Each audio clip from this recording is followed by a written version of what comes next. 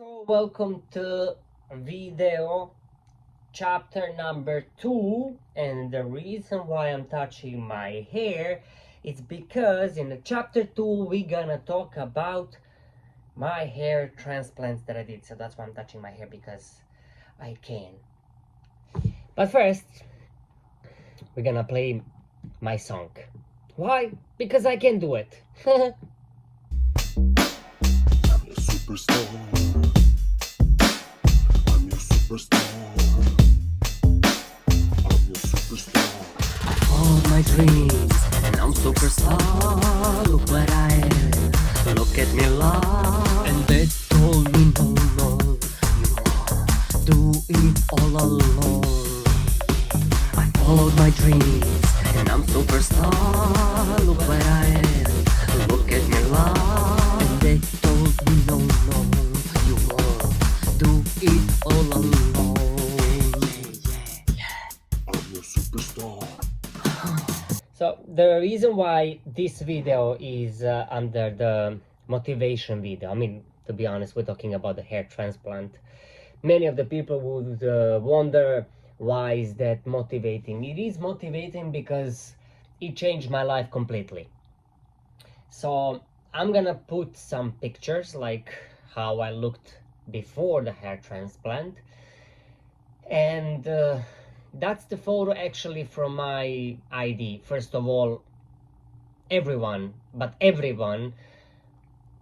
looks disgusting on ID photos, but besides that, on my ID photo I look 10 years older than I am now, and the photo is taken 8 years ago.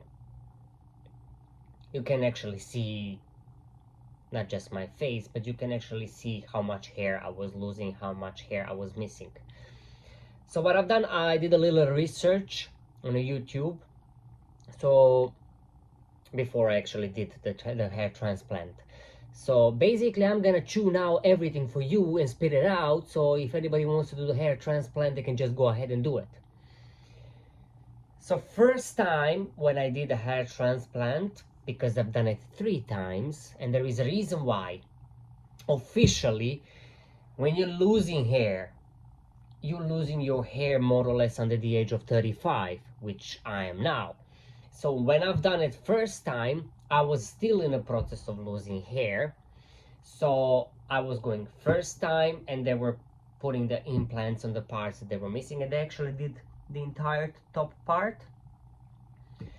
The second time I went just to fulfill the follicles that they were missing and they were lost during that 2-period time. And the third time I went and I did it on 2020, and it was actually just a few days before the corona outbreak started. So the first time when I did it in Hungary, and I paid 2,500 euros because it was the complete top part. Now, I didn't get the comments or questions from the people like, did you transplant the hair from your ass, from your chest, from your balls? Mostly the questions were from everybody like, but is it still growing? Yes, it does grow. It's like you have a tree planted here, and then you don't like it anymore over there, so you take it out of the ground, you move it, you plant it somewhere else, and it's still growing. So this part of the hair, like whichever bald person you meet, and every bald person that you've seen, it's always bald on the top, like the sides are never bald, because genetically this part of the hair never gets bald. It just depends if you have enough follicles to be moved here so that it doesn't look bald or anything or damaged. Now, if I didn't mention, you wouldn't even know. So that's the reason why I keep on growing my hair, because now I have it. So that was the first time when I did it. So I went actually in Hungary 2 days, and I don't suggest you to do that, because when I get to the third part, you're gonna understand why. First of all, I've done it, I had to spend 2 days over there in the clinic. Of course, in 2,500, they pick you up, they get you over there, you had an overnight, you had a food and everything. but it's an exhausting process that it takes 2 days. And the first day they were just removing the drafts from this part. They give you like a local anesthesia so you don't feel anything. Besides that, I haven't slept the previous night, so I was sleeping through entire process. And then the second day, what they're doing, they implanting those things, but what they did it manually. Like they make a cut and they put inside, they make a cut and they put inside the hair. And that time I had transferred around 8,000 follicles of hair. The second time I went 3 or 4 years after that. It was same clinic in Hungary, and I paid 1,700 euros, and it was process that it took only 1 day. I mean, it took me 1 day. And the third time, because I was losing hair here, that was like the area where I implanted the last time. In Turkey, it was only 1,200 euros, including flights. Yeah. So, and it took 3 days to be in Turkey, in Istanbul, but the whole process to finish everything took only 4 hours. The guys are amazing. Like the Turkey is one of the biggest leaders, and you can see that like everybody's walking around with the bandages, transplanted hair. It's like literally, even when you get outside the city, people, they don't even pay attention on you anymore. It's that many people coming over there to do the hair transplant. Like you can see it in an airplane, coming back from Turkey. On the airport, there's like thousands of people with a hair transplant, and it's like nobody's even looking. It's a part of a normal thing, of a routine. Like everybody comes in Turkey for that. So I arrived in Turkey, in Istanbul. They picked me up on the airport. It took like hour and a half, up to 2 hours to drive to clinic. So they dropped me off in a hotel. The best thing is that the hotel was across the clinic. Then on the very first day when I arrived, they took my blood samples, which they haven't done it in Hungary, just to make sure that everything is okay. They run the blood tests and everything. The following day in the morning, the guy, I had a breakfast, he came down, he sat down, we talked, chat. I finished my breakfast, and just casually he took me to the clinic. And there were these two beautiful ladies that they waited for me, and they actually asked me, because I had a translator, and whichever country you coming from, you have a translators. So there was a translator for Serbian, but I've got a Turkish guy, which one he knew English. So if anybody needs Serbian translator or English translator, I've got both, and I can just pass you the number. I'm not sure about the prices now, because it's been like 2 years ago, and plus all these prices are higher than 2 years ago. You already know what's going on in the world, that everything is like expensive already. And so they waited for me, and this guy, he asked me, I actually asked him, can I sleep through entire process, because I was thinking it's gonna take hours. And he was like, yes, of course. So he didn't quite understand that, because I realized that when I woke up, because he gave me sleeping pills, and I was sleeping and dead through entire process. They barely woke me up. So here's what they did. They had this like a pen that they would input in whole this area and this area, and that pen is just taking out the follicles.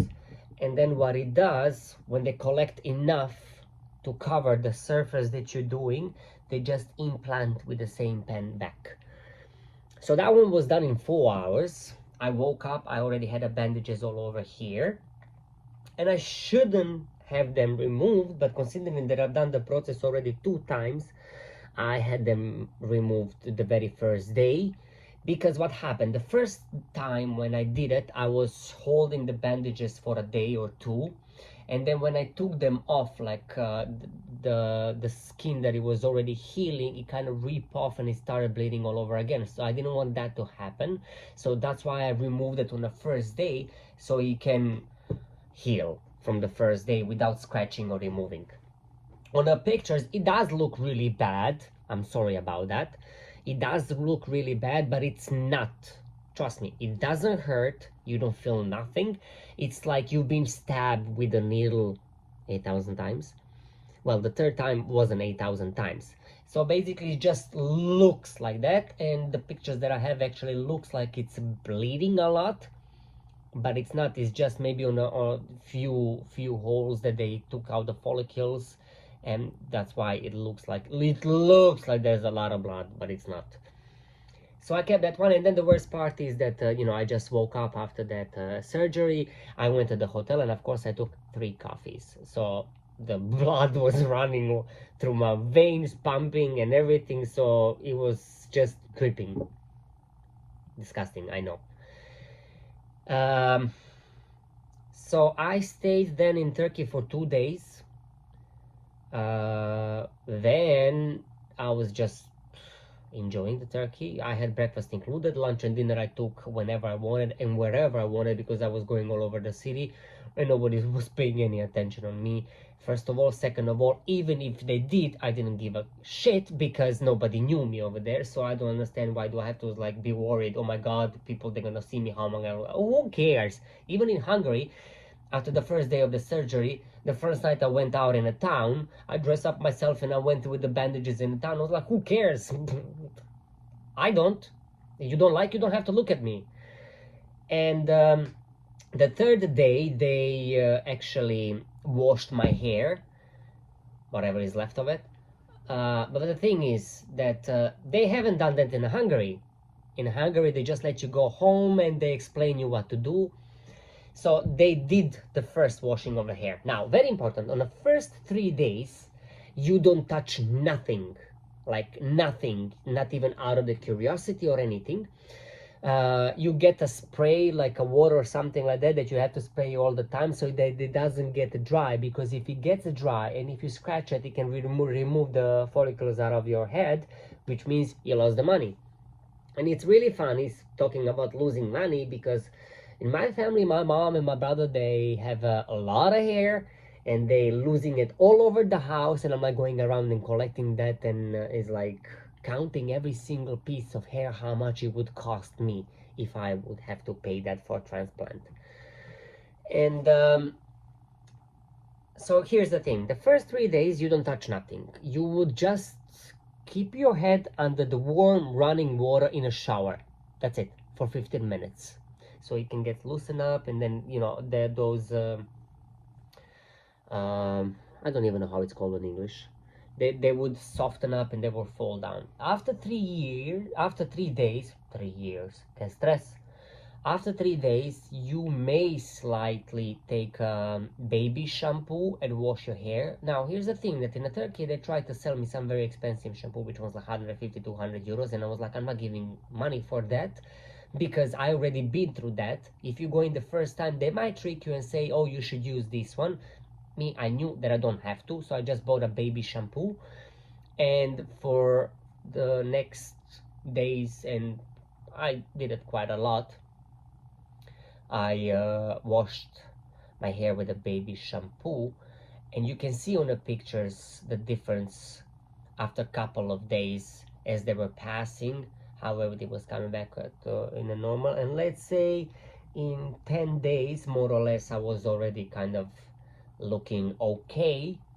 But the thing is that the first time when I did it, nobody noticed and nobody knew it. First of all, because I was in a process of losing hair. That was the first thing. Second of all, because after the first hair transplant, I went on a vacation for 10 days and I didn't care. I wasn't allowed to swim in the pool. I wasn't allowed to swim in the sea. I wasn't allowed to wear a hat. I wasn't allowed to be under the sun. There are certain things that you're not allowed to do, and I wasn't doing any of that because I was on vacation. I don't care for sea. I don't care for the swimming pool because I work on a cruise ship and I've got plenty of those. And so I just wanted to go and relax and heal myself. you might get a swallowing here and there, and it's really funny when it starts moving and your face gets so. So that was really funny. It's strange that I wasn't able to take the pictures, but your head looks like you're from Mars. Kind of you get a feeling like you're wearing a helmet, but you don't have it. So in the end, I was using the baby shampoo, and after 10 days I was completely normal. The second time I had just a few drafts, and the third time actually I did it in the beginning of March because I flew from ship home. I stayed at home a few days, then I flew to Istanbul, and right after the surgery I came home and Corona started. So look at that, nobody was able to see me because everybody were in a lockdown. So I was good with that. It was just a thing that I didn't want to answer the questions and talk about it and go through the same thing all over again. So for me, it was way much easier now, for example, after so many years. And now when you can see how does it look like, just to talk about the entire process. So my suggestion is, if you decide to do that, you can definitely do it. You can definitely go to Turkey, which is one of the best ones.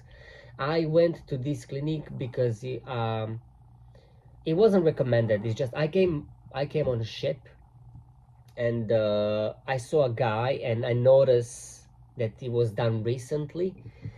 And then I asked him, where did you do it, how much you paid and everything. And then when he told me the price, I was in shock. So first, don't get tricked, because they might try to overcharge you, because what they did, this guy, he did it for the same price that I did. But when I asked him how much it's gonna cost, he was like, oh, it's gonna cost 2,500. I was like, excuse me, I mean, you charge him this much, you're charging me this much. And he was like, yeah, but you're from Europe and you're working on a ship, you have money.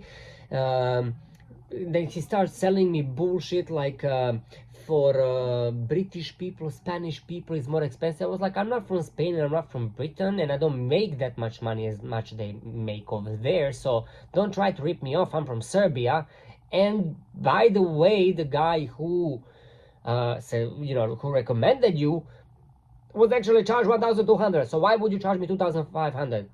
So I told him to fuck off, but anyway, he called me back and he was texting me back saying that, oh, that's fine, like, we're gonna charge you the same price that he charged. And the ticket was like maybe 150 euros both ways from Serbia. And that wasn't bad at all. But overall experience, overall, I had it way much better in Turkey than it was in Hungary. In Hungary, was everything nice, but I'm just saying, I mean, that in Turkey was way much better. Starting with the price that, like, it's I mean, amazing.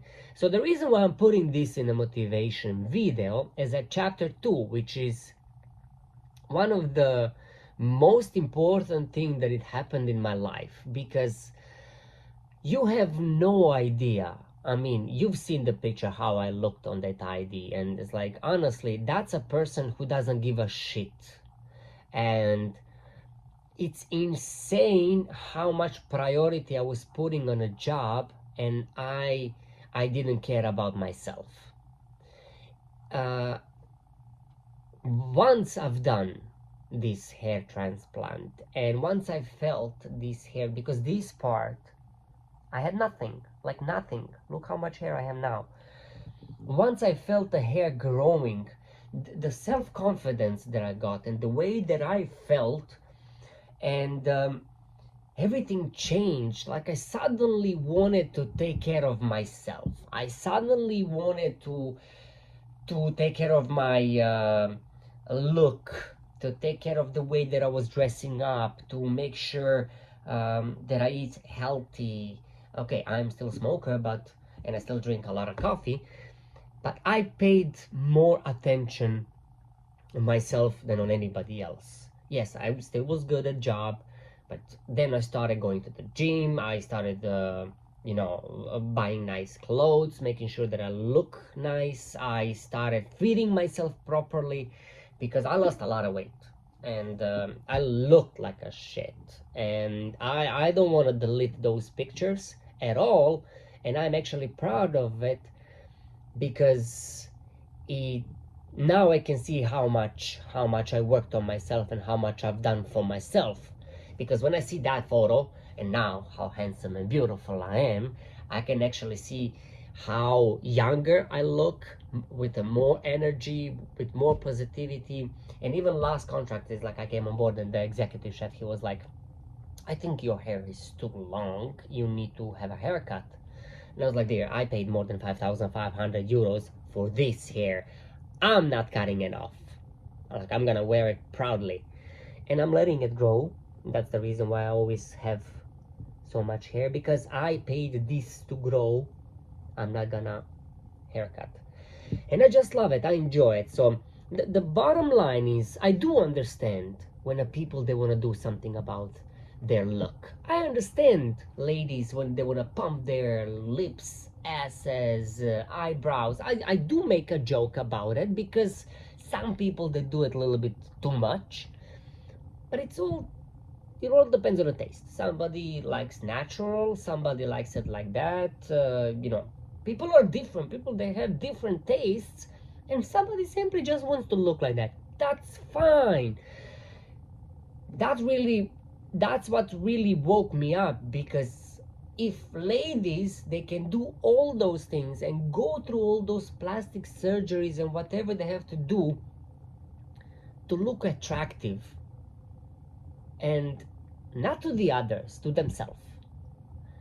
If they doing those things to make themselves feel better, why I wouldn't do certain things and make myself feel better? So it took me altogether 5 days